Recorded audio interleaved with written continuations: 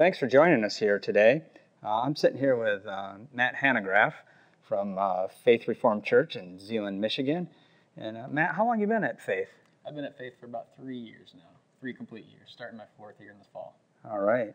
They've let you stay around that long, They huh? have, yeah. That's a great thing. And what do you do at Faith? I know there's multiple services that go on there. Yep. I'm the worship leader for the second service, which is called Clearwater at the moment.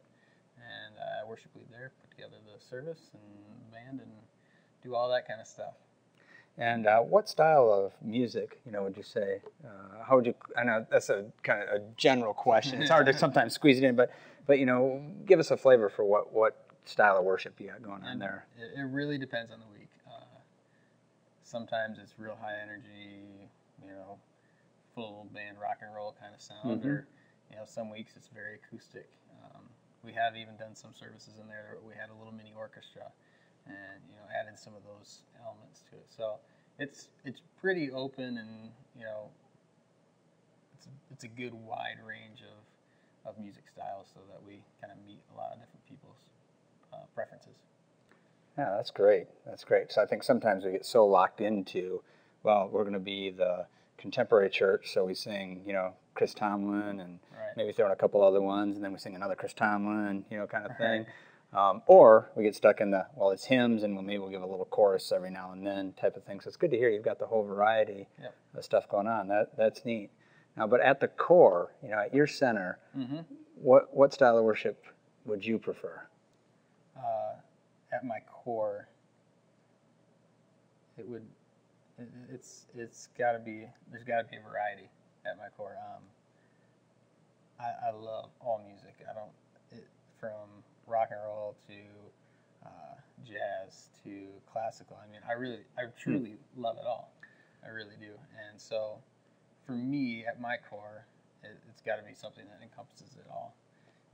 Not every service, but have the flexibility and have the musicianship and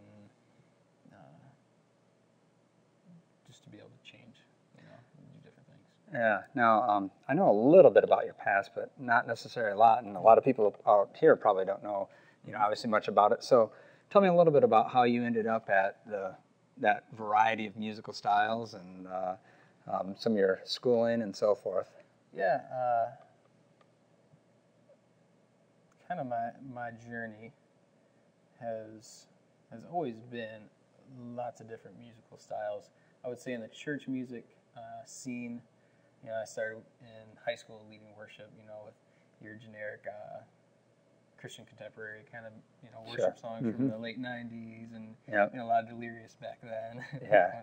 So you really were post Majesty and All Hail King Jesus, but post that. But pre, some of the current stuff we're seeing. Right. Exactly.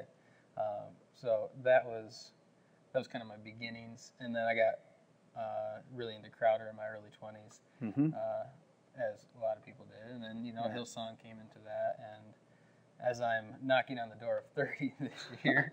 Wow. Yeah, I'm really old. Yeah. I'm not going to say how old I am.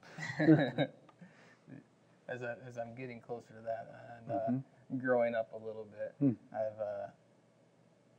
I've become a little bit more widened in my approach to leading worship on Sunday mornings. It's become more about what the content is of the song, or how it's going to relate to the people who are worshiping that Sunday, more than it is about being the latest and greatest and stuff. I'm looking for more songs with content, and that's kind of how I was led to this wide range of musical styles. It's got to have good content. Yeah, I've always come back to if it has purpose and meaning, it's gonna fit well. It's gonna work. In fact, this was a number of years ago, probably 6-7 years ago. I think you're familiar with Court Langland. Yep. And he was my guitar teacher. Well, you're real familiar with Court, and some of the people out there, I'm sure, are with Court. Court and I were having this discussion at a conference we were teaching at together, and he said, Gary, in some ways, you and I are musical bigots. We go back to the, I hate to say it, but the 80s. The long hair, and we had mullets before they even called them mullets. Kind of thing. You're admitting that? Yeah, I know. That's pretty scary, isn't it? And, so we tend to really kind of naturally, you know, it's a big guitar sound, that kind of stuff. And he said, you know, the generation that's coming now is much more broad-based, you know, much like you're talking about.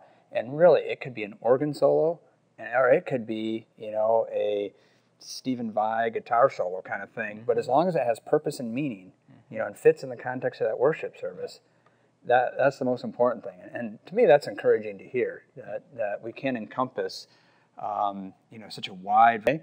I'm sitting here with